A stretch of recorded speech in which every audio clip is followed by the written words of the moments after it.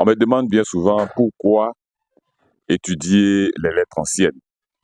Je dis d'abord que pour nous, Africains, il est important de faire cette étude-là, surtout les lettres anciennes issues d'Afrique. Lorsque tu as une civilisation aussi brillante que celle de Kémé, la civilisation égyptienne, tu es obligé de t'approprier cette connaissance-là. Cette civilisation a eu à nous la donner à travers les hiéroglyphes, les hiératiques et les démotiques. Et aussi le copte.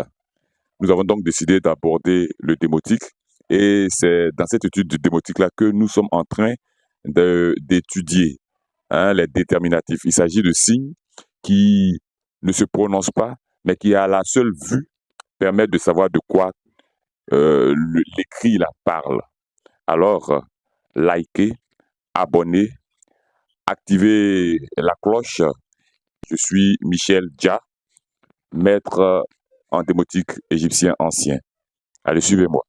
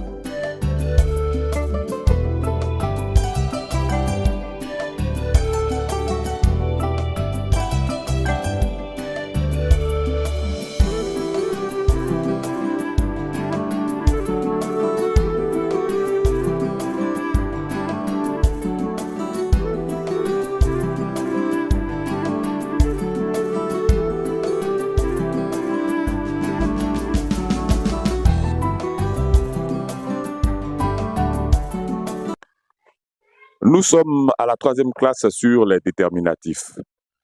Nous avons dit au début, l'écriture hiéroglyphique, nous avons des signes qui se prononcent qu'on appelle les phonogrammes et des signes qui ne se prononcent pas, qu'on appelle les déterminatifs. Les déterminatifs que nous sommes en train d'étudier maintenant sont des signes qui, placés à la fin des mots, permettent d'en déterminer le sens. Qu'est-ce que ça veut dire?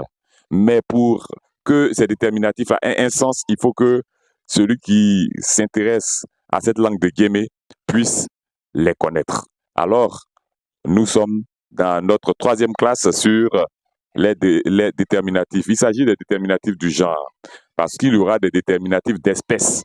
Genre, parce que ces déterminatifs-là peuvent être appliqués à plusieurs situations. Or, les déterminatifs d'espèce sont réduits à un ou à quelques situations, quelques termes. Donc ici, nous sommes au déterminatif du genre. Voilà ce signe-là, qui est une étoile à 4 branches. Ce signe-là, donc, il représente les corps célestes.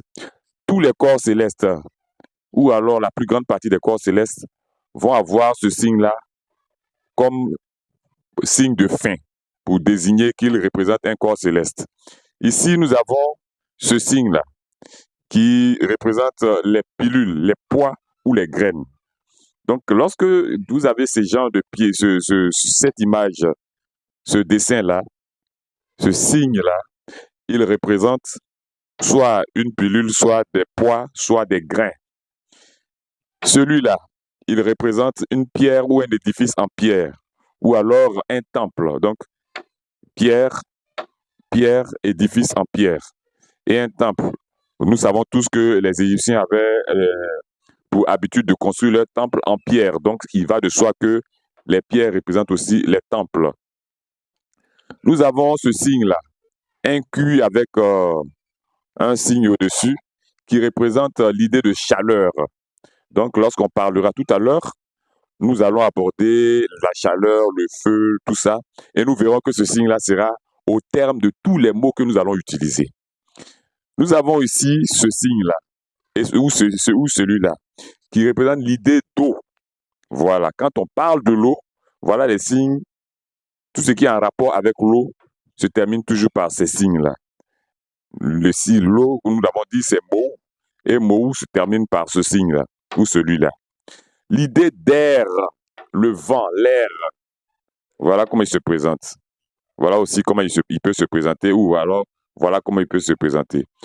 Que nous ne soyons pas surpris si nous trouvons plusieurs signes comme ça, mais nous sommes en train de parler d'une écriture qui a été écrite sur plus de 1000 ans. Donc en 1000 ans, les transformations peuvent advenir et c'est ce que nous constatons aujourd'hui. Nous aurons seulement à choisir quelques-uns pour pouvoir avancer plus aisément. Ici, nous avons ce signe-là qui est placé toujours au terme des parties du corps humain. Quand on parle de la tête, ce signe-là est là. Le cœur, en tout cas, toutes les parties du corps humain sont représentées, ont pour finalité ce signe-là. Quand on le voit, on sait qu'il s'agit d'une partie du corps humain. Ici, idée de mer. L'idée de mer. Lorsqu'on voit ce signe-là, on sait déjà qu'il s'agit de la mer. En l'occurrence, dans l'écriture de la mère, maman, la génitrice, ce signe-là est bien placé. Et il est aussi placé lorsqu'on parle de la jeune fille. Voilà. Ici, nous avons l'idée de corne, de dent ou de croc. Voilà. Corne, dent, os. Tout ce qui est dur sur le corps humain est représenté par ce signe-là. Récapitulons donc. Les corps célestes, ce signe-là. Les pilules, les pois ou les grains, ce signe-ci. Nous avons les pierres ou les édifices en pierre, la pierre ou l'édifice en pierre qui sont là. Idée de chaleur, idée d'eau, ce signe-là ou celui-là. Idée de vent, idée d'air, ce signe-là ou celui-là. Idée d'air, ce signe-là ou celui-là. Les parties du corps humain sont toujours achevées par ce signe ou celui-là. L'idée de mère, de féminité, se termine toujours par celui-là, ce signe-ci. Voilà. Et ce dernier signe représente la corne, la dent ou l'os. Lorsque ces trois signes-là, ces trois éléments-là sont présentés, ils se terminent toujours par ce signe-là. Nous aborderons tout à l'heure les signes. Après ces signes, ces déterminatifs du genre, nous allons maintenant nous attarder sur le vocabulaire.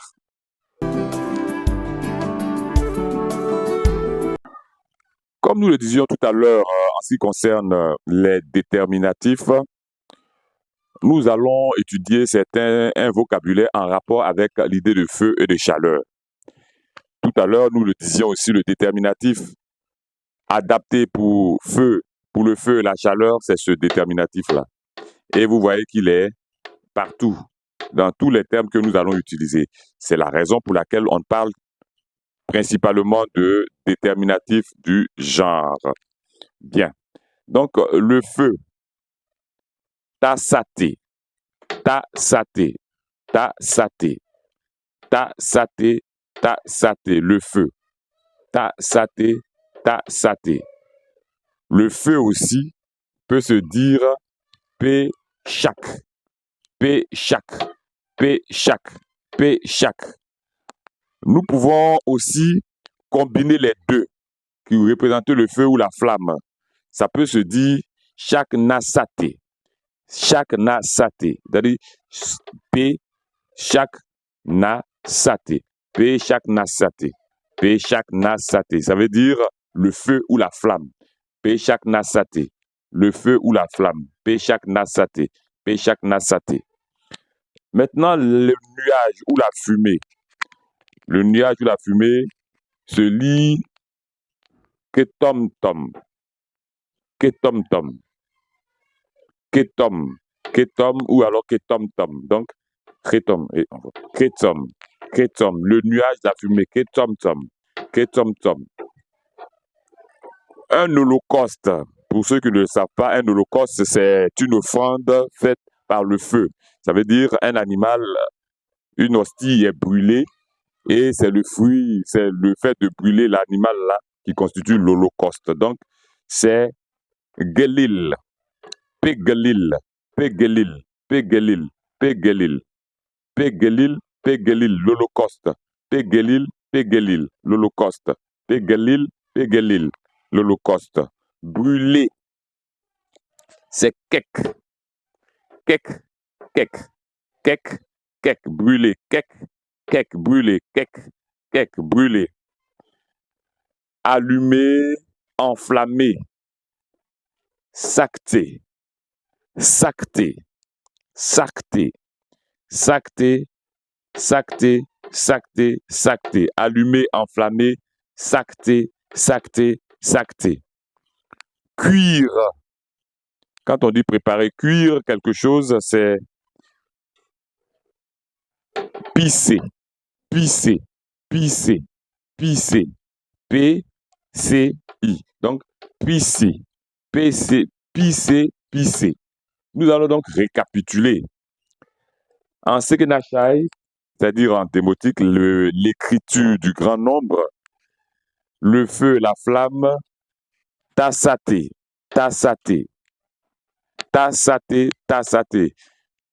Je rappelle que quand on dit ta, c'est la, c'est l'article défini au féminin. Tassaté, tassaté, tassaté, tassaté. Péchak, péchak, le feu, la flamme. Péchak, péchak, péchak, le feu, la flamme. On peut même rassembler les deux. Péchak nasaté, péchak nasaté, péchak nasaté, le feu, la flamme. Péchak nasaté, péchak nasaté, péchak nasaté, le feu, la flamme. Le nuage ou la fumée. Péketomtom, péketomtom, péketomtom, péketomtom. L'holocauste. Pégelil, pégelil, pégelil, pégelil, pégelil. Brûler. Brûler, le verbe brûler, c'est kek, kek, kek, ke, ke, ke, ke, kek, kek, kek, kek. Ici, les deux, le DK sont superposés. Ici, ils peuvent être aussi chose bien. Et c'est ça aussi une particularité du démotique, on peut superposer les mots. Kek, kek, brûler. Allumer, enflammer. Sacté, sacté, sacté, sacté. Cuire, pisser, pisser, pisser, pisser, cuire, pisser, pisser, cuire. Voilà. Nous en avons fini avec le vocabulaire. Nous allons maintenant passer à une petite classe de grammaire.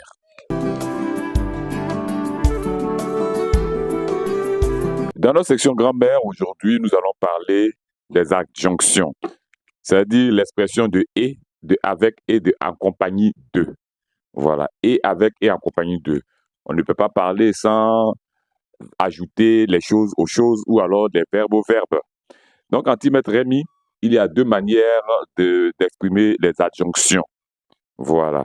Pour dire et, avec ou en compagnie de, il y a deux manières de le faire en fonction des situations. Lorsqu'on veut joindre des noms, il y a une manière. Lorsqu'on veut joindre des verbes, il y a une autre manière. Donc, nous allons aujourd'hui aborder la première manière, celle qui consiste à joindre des noms. Et dans cette jonction-là, pour joindre deux noms, on utilise nem, nem, nem, nem. Ça, c'est le copte, mais voilà comment ça s'écrit en Sekenachai. Voilà, nem. Comme je l'ai dit, il doit relier deux noms. Donc, on aura Peremen nem Pesremi. Peremen nem Tesremi. Peremen nem Tesremi. Ça veut dire l'homme et la femme. Peremen nem Tesremi. Peremen nem Tesremi. Nous avons ici l'autre exemple. Pe-son nem Tesoni. Pe-son nem Tesoni. Pe-son, c'est le frère et la sœur. Personne n'aime tes soni. Le frère et la sœur. Le frère et la sœur. Personne n'aime tes soni. Personne n'aime tes soni. Le frère et la sœur. Notre dernier exemple. TP n'aime Pécar. TP n'aime Pécar. TP n'aime Pécar. TP, c'est le ciel. On dit le ciel en français, mais c'est au féminin, donc c'est T. TP. P, c'est le ciel. Car, c'est la terre. Car, c'est la terre. Donc, le ciel et la terre. TP n'aime Pécar. TP n'aime Pécar. Le ciel et la terre. TP n'aime Pécar. Le ciel et la terre. Nous récapitulons donc, nous avons dit que pour exprimer et avec en compagnie de Antimètre Rémi, nous avons deux manières de le faire. Nous avons d'abord la possibilité de joindre des noms, ce qui se fait avec nem,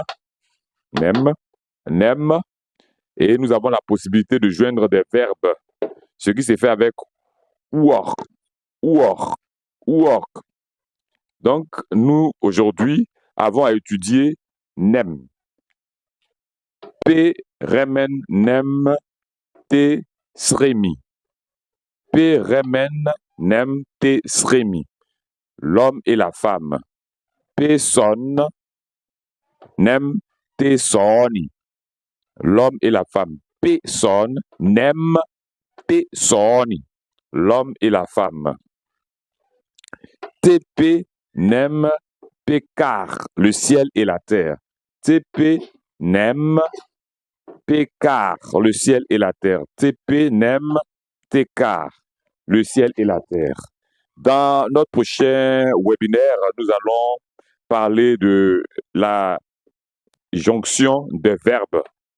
Et cette jonction des verbes-là, déjà, il se présente en work. Nous en avons fini avec notre webinaire. Je vous invite à liker, à partager, à vous abonner et à activer la cloche de notification pour plus de contenu. Je suis Michel Dia, maître en démotique égyptien ancien. Merci et à bientôt.